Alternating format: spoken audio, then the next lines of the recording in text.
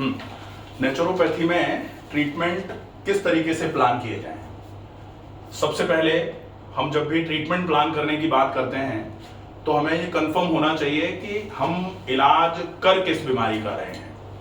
अगर बीमारी ही कंफर्म नहीं होगी और हम इलाज लिख देंगे तो फिर किसका इलाज हो रहा है पता ही नहीं है। तो हवा में तीर मारना जिसको कहते हैं कि सांप निकल गया, अब जो लकीर बची है उसको मारने से अगर सांप मरता तो मारते रहते लेकिन मरेगा नहीं क्योंकि वो तो निकल ही चुका।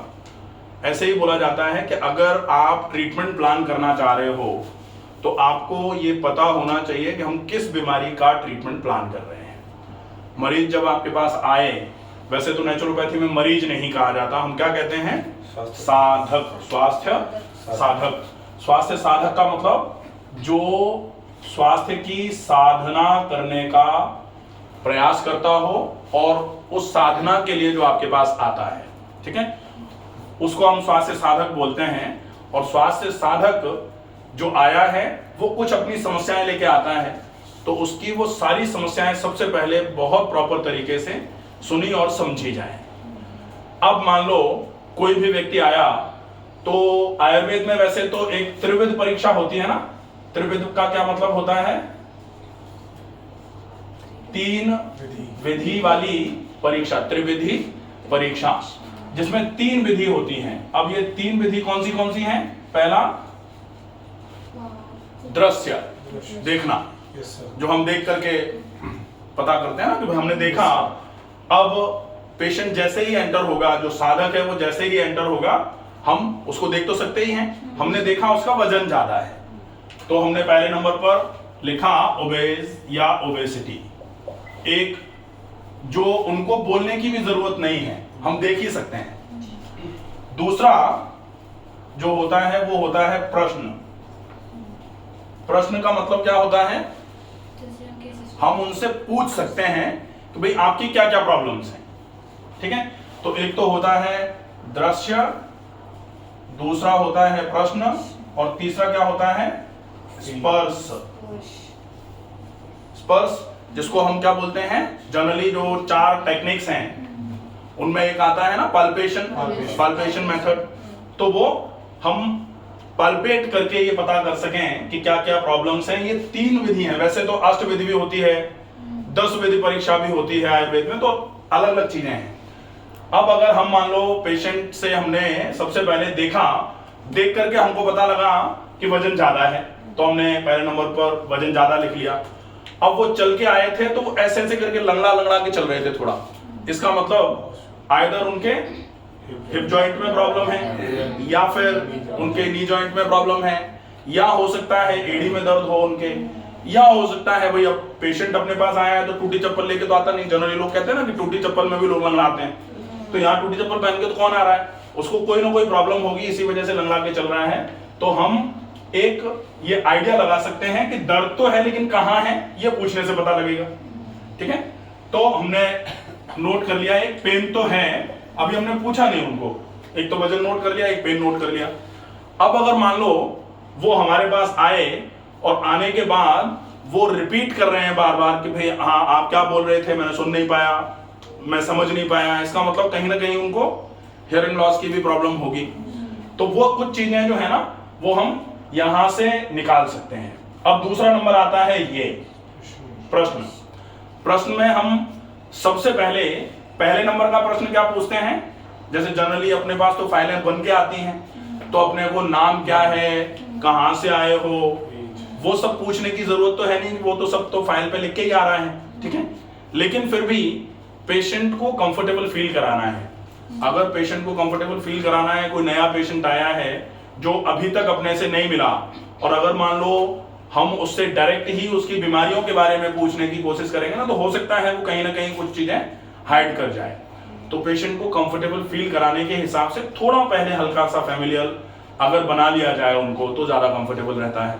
हाँ, कहाँ से आए हैं और क्या चल रहा है, थोड़ा सा पूछा, उसके बाद फिर अपन आते हैं अपने काम की जो चीज है, क्या क्या परेशानी है, ठीक है।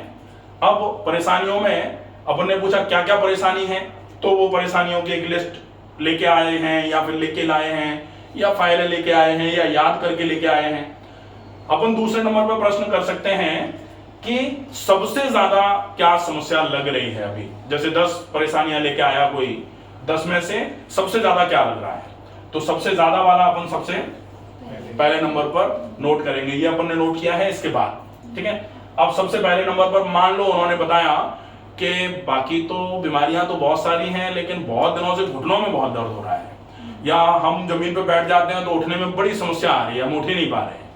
ऐसी कंडीशन अगर आ रही है तो हम वो लिखेंगे पेन इन नीज। या फिर उन्होंने बताया कि हमारे पेट में बहुत गैस बनती है, हम खाना खाते हैं तो खाना ऊपर की तरफ आना चालू हो जा रहा है, या फिर अगर हम लेटते हैं खाना खा के तो खाना मुंह में आ जा रहा है, तो फिर हम क्या लिखेंगे, इसको क्या बोलेंगे, या तो इंडाइजेशन लिख लेंगे और या फिर APD लिखेंगे, एसिड पेप्टिक डिसऑर्डर, ठीक है।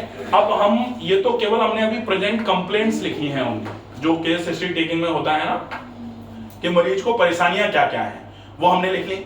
अब हम और भी मान लो उन्होंने 1 2 3 4 5 6 ऐसे करके बहुत सारी प्रॉब्लम्स बताई, हमने सारी की सारी नोट कर ली। अब नोट करने के बाद फिर हम पूछ सकते हैं कि ये जो परेशानियां थी, ये परेशानियां आपको कब से थी। हिस्ट्री ऑफ प्रेजेंट कंप्लेंट्स जो केस हिस्ट्री टेकिंग में आता है कि आप जो समस्या बता रहे हो वो समस्या कब से है आपको। अच्छा, फिर ये जो समस्या है इसके लिए मेडिकल हिस्ट्री कि भाई आप ये जो प्रॉब्लम है, जैसे आपको शुगर है, अच्छा शुगर भी बढ़ी हुई तो रहती है आजकल, बहुत दिक्कत आती है, रात रात को भर बार बार पेशाब जाना पड़ता है, या फिर हमको भूख भी बहुत तेज लग रही है, कमजोरी भी बहुत लग रही है, वजन भी हमारा पहले तो कम हुआ था लेकिन अब तो वजन भी बढ़ रहा है। तो शुगर में पहले अनयूजुअल वेट लॉस होता है, लेकिन बाद में जरूरी नहीं है वेट लॉस ही होता रहे। शुगर के पेशेंट का खूब वेट ज्यादा हो सकता है बाद में चल के, ठीक है, जब अनमैनेज रहती है शुगर फॉर लॉन्गर ड्यूरेशन। उसके बाद फिर हमने मेडिकल हिस्ट्री के बारे में पूछा कि भाई आप शुगर के लिए ले क्या क्या रहे हो। शुगर 4 साल से है, शुगर 14 साल से है, अब शुगर के लिए क्या ले रहे हो, फिर वो बताते हैं शुगर के लिए हम तो ये दवाइयां ले रहे हैं, या फिर ये दवाई के साथ में हम इंसुलिन भी ले रहे हैं। इंसुलिन कितनी बार ले रहे हो, अपन ने लिख लिया कि भाई ये दवाई ले रहे हैं या इंसुलिन ले रहे हैं। ज्यादा अच्छा ये है कि हम साथ ही साथ एक पेपर पर जो फॉर्मेट होता है उस एक पेपर पे हमें सारी की सारी पेशेंट के बारे में नॉलेज मिल जाए, क्या प्रॉब्लम है, कब से है, उसके लिए मेडिकल हिस्ट्री क्या है, अगर सर्जरी कुछ करा रखी है तो सर्जिकल हिस्ट्री क्या है, मेडिसिन में किस चीज की सर्जरी करा रखी है, अगर कोई नॉन केस है या फिर कोई ऐसा केस जो बहुत क्रॉनिक डिसऑर्डर्स होते हैं उनसे होके पेशेंट पहले गुजरा हुआ है, तो वो पेशेंट का कंप्लीट डाटा हमारे पास होना चाहिए। अगर केवल ये बता दिया कि हमको बुखार आ रहा है और पास हिस्ट्री या मेडिकल हिस्ट्री या हमको उनकी फैमिली हिस्ट्री के बारे में बतानी, फैमिली हिस्ट्री भी क्यों जरूरी होती है, जैसे डायबिटिक है, डायबिटिक केस में फैमिली हिस्ट्री क्या है, कोई ऑटो इम्यून डिसऑर्डर है उस केस में फैमिली हिस्ट्री क्या है, अगर हमको ये पता ही नहीं होगा तो बड़ी समस्या हो जाएगी।